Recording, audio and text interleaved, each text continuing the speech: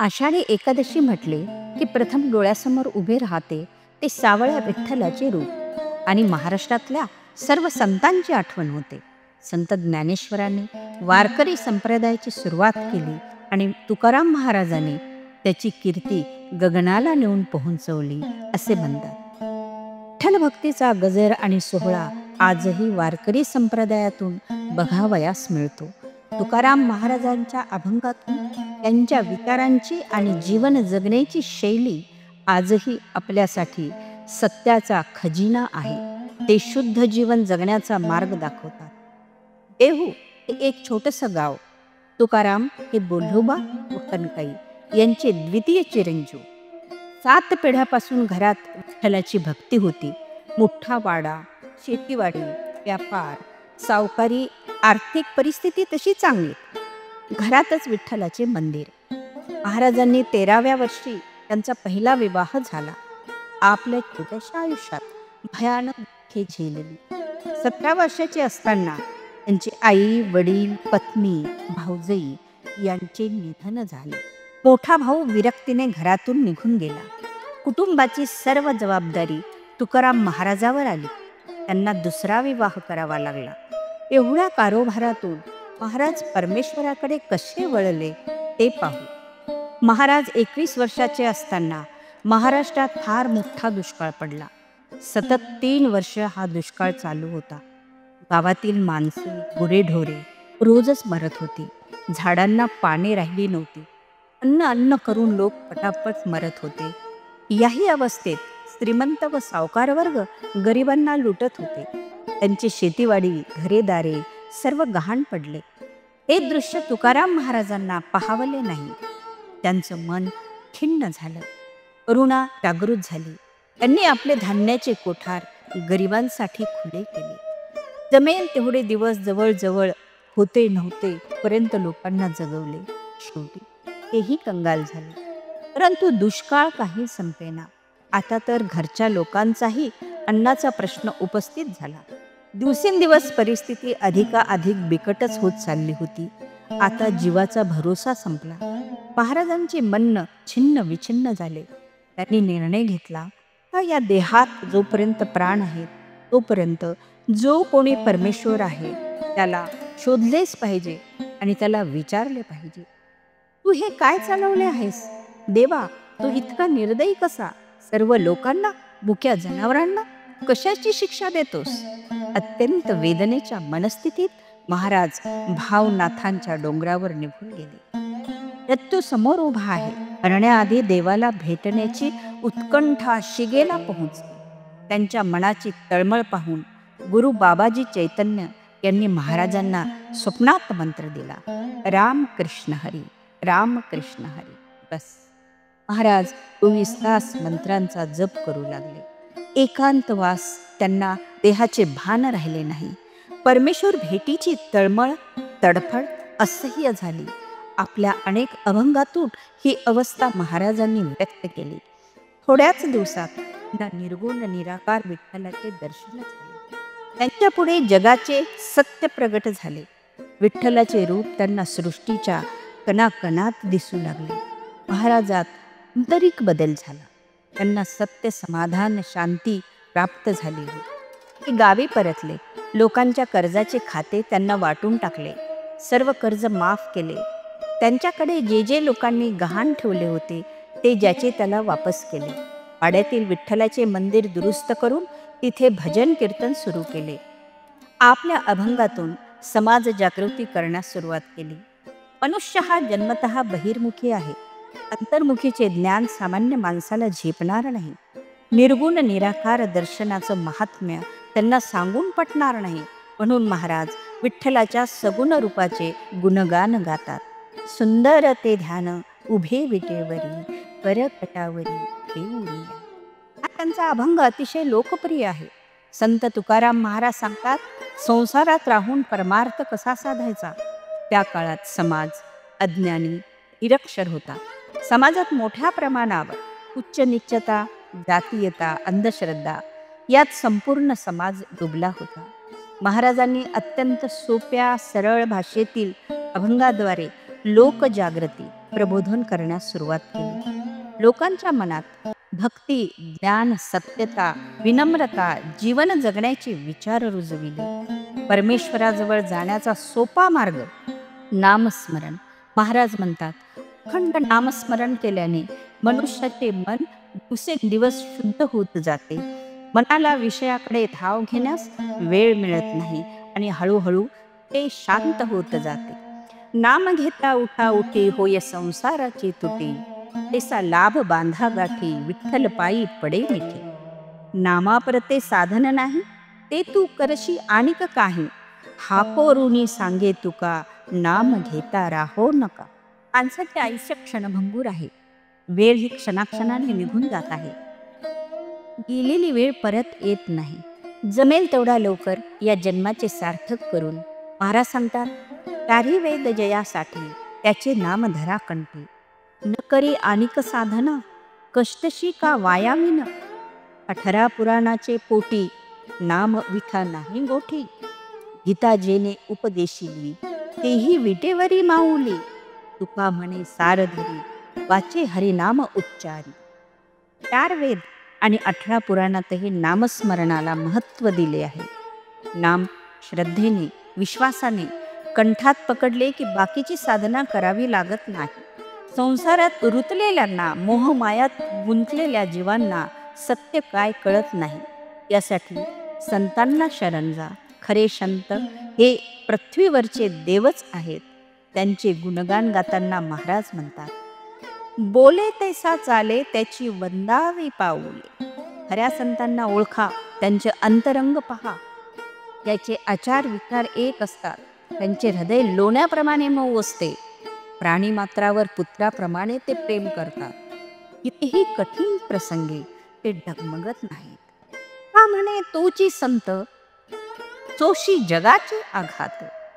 क्षमा आणि शांती हे संतांचे गुण आहे.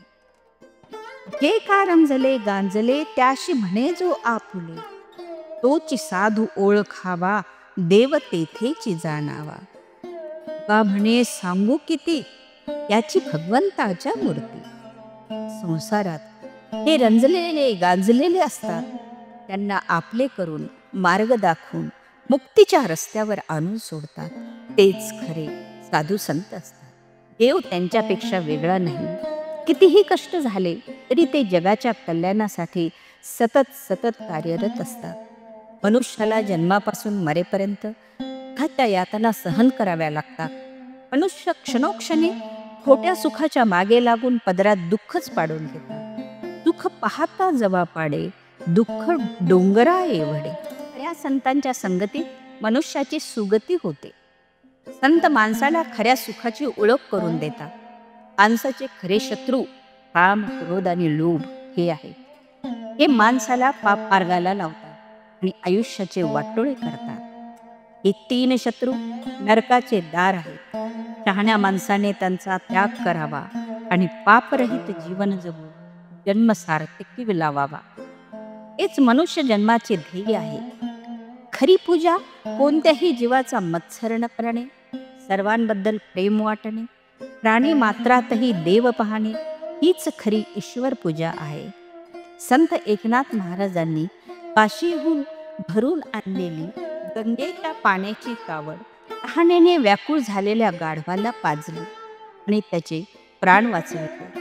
संतांच्या संगतीबरोबर दुर्जनाच्याही संगतीचे वाईट परिणाम महाराज सांगण्यास विसरलेले नाही. संत चिन्हे लेऊनी अंगी भूषण मिरविती जगी, पडलो दुःखाचे सागरी वहावले भवपुरी. लिंबाचिया झाडा साखरेचे आळे, आपुली ती फळे न सांडेच. जे लोक भगवे कपडे दाढी गंध करून स्वभावतः स्वार्थी, अत्याचारी, लोभी, कामुक साधूंचा वेश धारण करून बसले तरी त्यांच्या अंतःकरणात बदल होत नाही. हे समाजाला फक्त आणि फक्त फसवतात. लोकांनी अशा ढोंगीपासून दूर राहिले पाहिजे. दुसऱ्यांना फसविणारे लोक नरकात जातात. महाराज म्हणतात, कोणी संन्याशी भगवी लुगडी वासना न सोडी, विषयांची अशा दुष्ट लोकांपासून सावध राहावे. ज्यांच्या सहवासात जाणारे दुःखाचे वाटेकरी होतात. परीसाच्या अंगी लाविले खापर, पालट अंतर नेघे त्याचे. भक्ती साधी आणि सोपी नाही. षडरिपूंचा त्याग, समदृष्टी, शांती, दया, क्षमा त्यांचे अंतकरणात अंगीकरण झाल्याशिवाय देव दिसत नाही. अवगुण जाऊन सून येण्यासाठी नेहमीच जागृत असले पाहिजे. माणसाने कितीही होम हवन केले, तीर्थयात्रा केल्या, दान धर्म केले, तपसाधना केली, तरी ती सर्व व्यर्थ आहे. परंतु संतांच्या संगतीत संशय दूर होऊन भवसागर पार होण्यास मदत होते. परोपकार हे पुण्य आहे आणि परपीडा हे पाप आहे, हे सतत ध्यानात ठेवावे. जे लोक द्वेषात अडकलेले असतात ते जन्मतः आंधळे असतात. ज्याला सत्य समजत नाही, ज्याला देव दिसत नाही आणि त्याला निस्वार्थी भावनेने प्राप्त करता येते, ते सत्य त्यांना कधीही कळू शकत नाही. अशा विचारांची ते सदैव टिंगल करतात. जसे जन्मांध दृश्य वस्तूंना खोट्या मानतो, स्वतःचेच विचार खरे मानतो.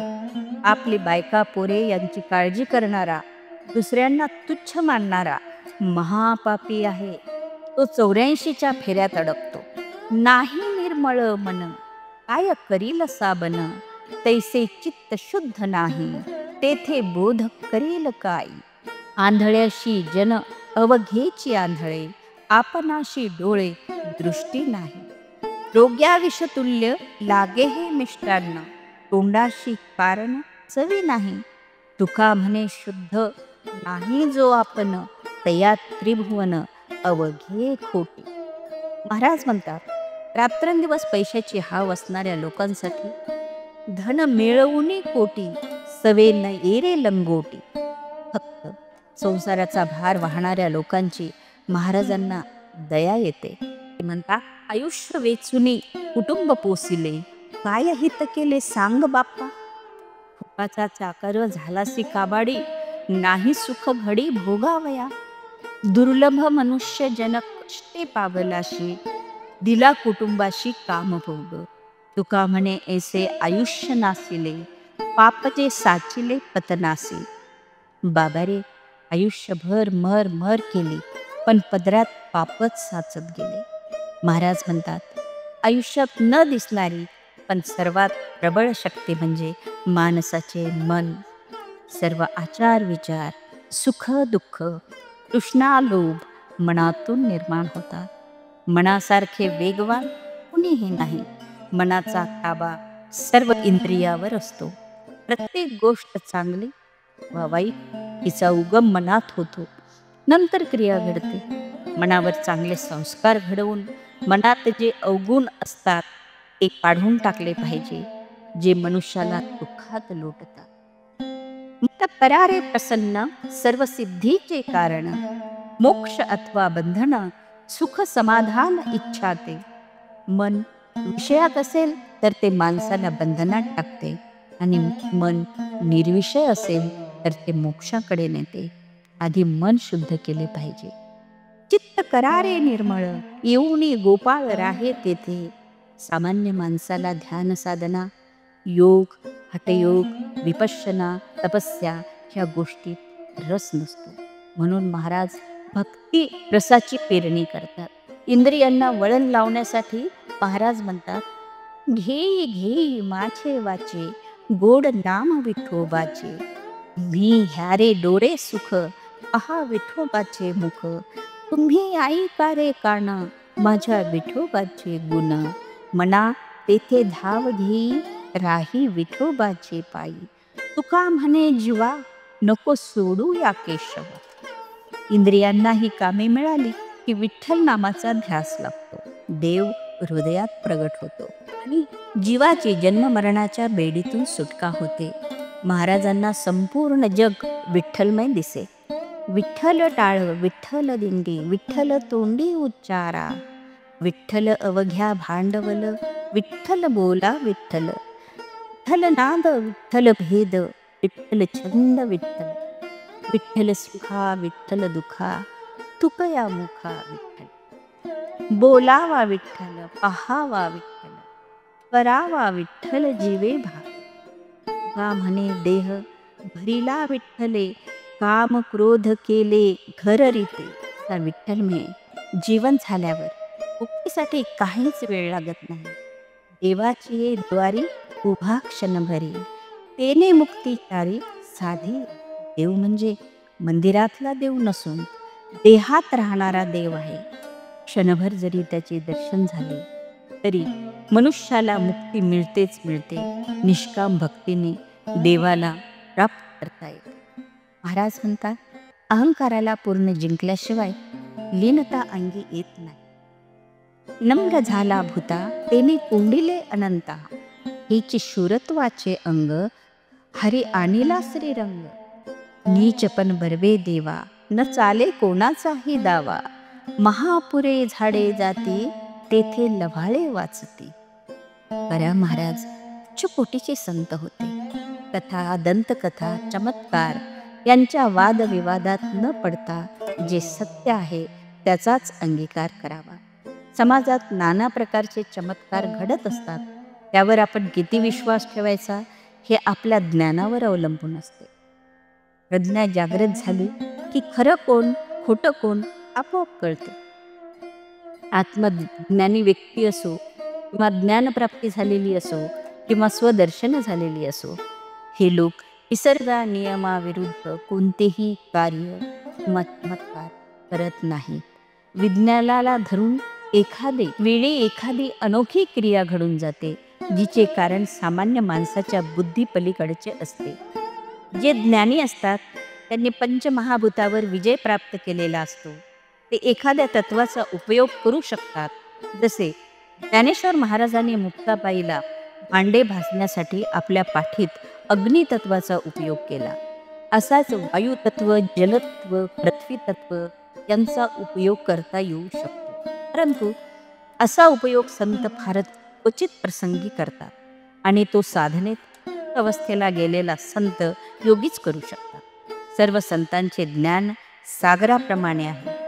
यातले आपणाला 4 थेंब जरी घेता आले, आपल्या जीवनाचे सोने झाल्याशिवाय राहणार नाही. समाजात असा एक वर्ग आहे जो समाजाला अज्ञानात ठेवू इच्छितो. असे लोक संतांचा छळ तर करतातच आणि विरुद्ध दिशेने त्यांच्या नावाने चमत्कार पसरवित असतात. सामान्य माणसे त्याला बळी पडतात. ऐकीव गोष्टीचे शिकार झालेले असतात आणि युगानुयुगे ज्ञान सोडून चमत्कार चगळीत बसलेले असतात.